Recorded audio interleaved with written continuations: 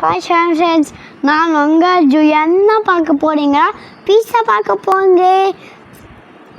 Sauce 5 sauce இருக்கு பீஸாக்கு. அச்சிச்சோ பீஸா என்ன இப்படி இருக்கு? சரி செட் பண்ணி பார்ப்போம்.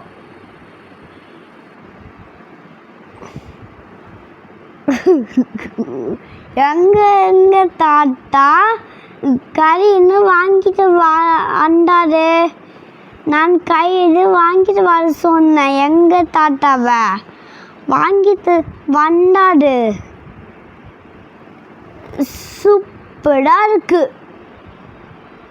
இது என்ன போட்டிருக்காங்களோ தெரியல. அம்மாக்கு கேட்டதான் தெரியும். சூப்பரா இருக்கு. இது என்ன போட்டிருக்காங்க? பாய் சாப்புக்கு